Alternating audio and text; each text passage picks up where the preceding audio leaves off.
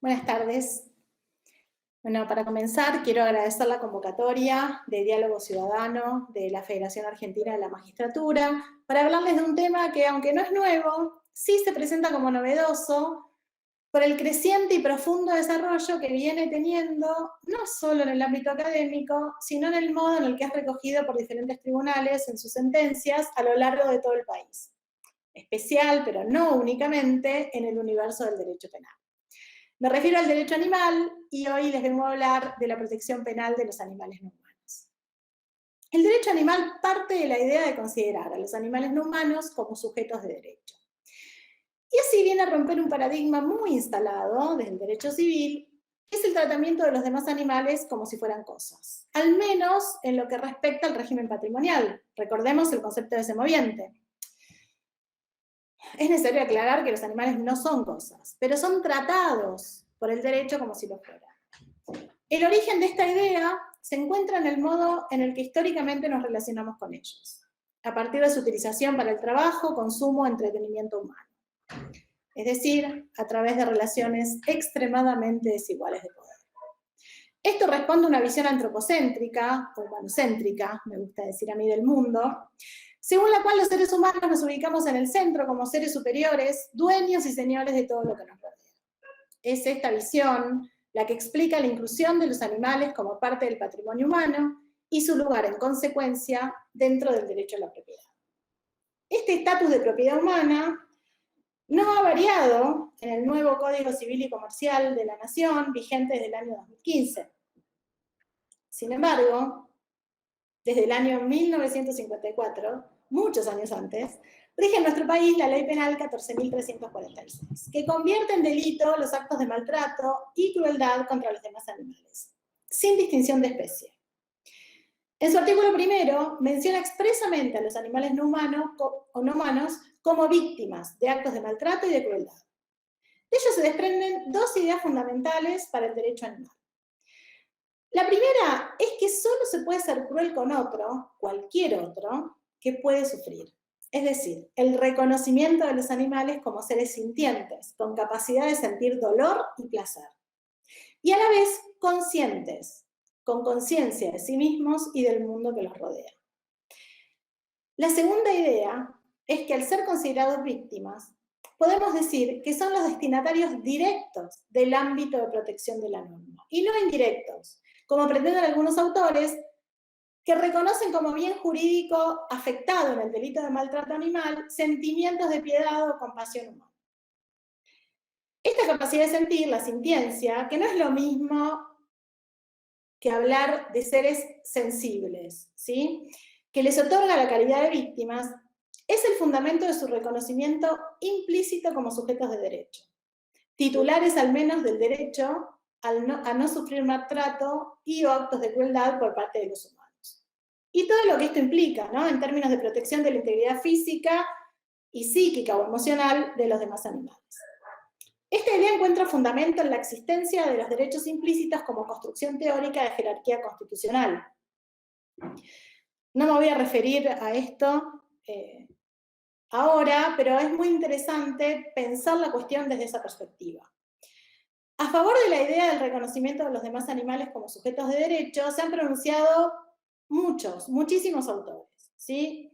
Entre otros, Zaffaroni, en su libro La Pachamama y el Humano, Andrés Gil Domínguez, en su obra Inteligencia Artificial y Derecho, que le dedica un capítulo a los animales no humanos, y el jurista Luis Greco, quien lo ha referido en distintos artículos de su autoría.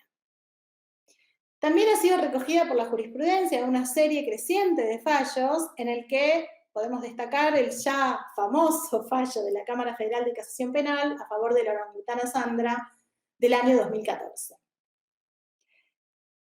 Sin embargo, a pesar de todo esto que venimos diciendo, esta ley, que ya lleva más de 60 años sin ninguna modificación, hoy podemos decir que frente a la evolución del derecho animal no satisface estándares mínimos de eficacia, ya que su ámbito de protección es muy reducido.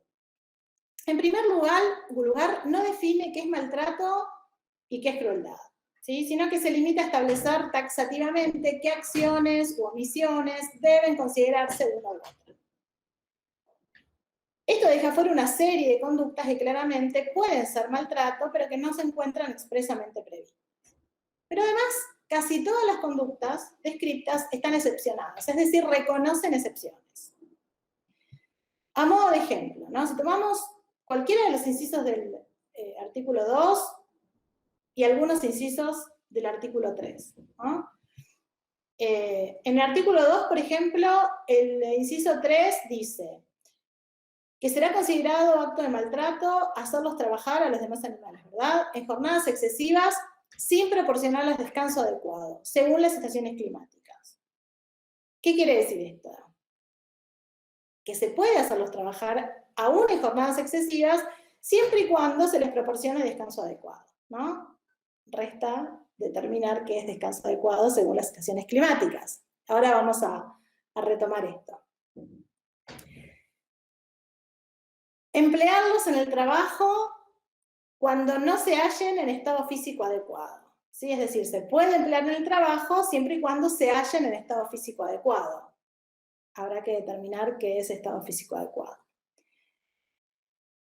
Emplear animales en el tiro de vehículos que excedan notoriamente sus fuerzas. Es decir, se puede emplear animales en el tiro de vehículo siempre y cuando no excedan notoriamente sus fuerzas. Y pasa lo mismo con el artículo 3, que habla de los actos considerados de crueldad, y dice, por ejemplo, en el inciso 1, practicar la vivisección con fines que no sean científicamente demostrables. ¿Okay? Perfecto, se puede practicar la vivisección entonces, siempre y cuando se puedan demostrar fines científicos. O mutilar cualquier parte del cuerpo de un animal, dice el inciso 2, salvo que el acto tenga fines de mejoramiento, marcación o higiene. ¿Sí? Digamos, bueno, y así podemos ver en casi la mayoría de los incisos del artículo 2 y el artículo 3 estas fórmulas, ¿verdad? Esto nos remite a otra cuestión, ¿no? Que es que la mayoría de los tipos penales de esta ley 14346 son tipos penales abiertos. Es decir, se impone recurrir a otras disciplinas para determinar si la conducta es típica. Además de los que acabamos de mencionar, ¿no? Cuando se habla, por ejemplo, de no alimentar en cantidad y calidad suficientes, o cuando se hace referencia al grado superior en la escala zoológica para la experimentación, ¿no? Bueno, los fines de mejoramiento, marcación y higiene que antes mencionamos. Ahora bien, la 14346 no es la única ley penal que se refiere a los animales no humanos, pero sí es la única cuyo objeto de protección son los animales como individuos, como sujetos individuales. Ya que el delito de daño, por ejemplo, o el de abigeato, protege en realidad a la propiedad humana, ¿sí? Y en el caso de la ley 22.421, que es la ley de fauna, que también prevé tipos penales, del artículo 24 al artículo 27, si no me equivoco, en ese caso lo que se protege es la biodiversidad, es decir, se protegen los animales no humanos, pero como sujeto colectivo. A estas cuestiones que venimos conversando hay que sumar la cuestión de la diversidad de escalas penales previstas, ¿no? Que claramente están muy alejadas de cumplir una de las condiciones más básicas de cualquier sistema normativo, que es la coherencia interna. Tanto el maltrato como la crueldad tienen una pena máxima de 1 año. ¿Sí? La ley de fauna, en algún caso, prevé hasta 5 años de máxima. El abigeato 6 años, y hasta 10 en su figura agravada. Y hace muy poco se sancionó la ley que prohíbe carreras de perros, cuyo máximo es de 4 años. Estas diferencias no responden a un criterio lógico, por lo que es una de las cuestiones a tener en cuenta en futuras reformas. Pero es importante destacar que esta es solo una de las problemáticas, ¿sí? Que deben ser reformuladas en una reforma integral que tiene que adecuar los tipos penales a este nuevo paradigma en construcción, ¿sí? No solamente desde la respuesta punitiva, ¿sí? Sino desde la consideración de los demás animales como sujetos de derecho. titulares de al menos ciertos derechos básicos, que esto, bueno, tendrá que ser materia de discusión, ¿no? ¿Qué derechos les vamos a reconocer a los demás animales, ¿no? ¿Qué derechos básicos les vamos a reconocer?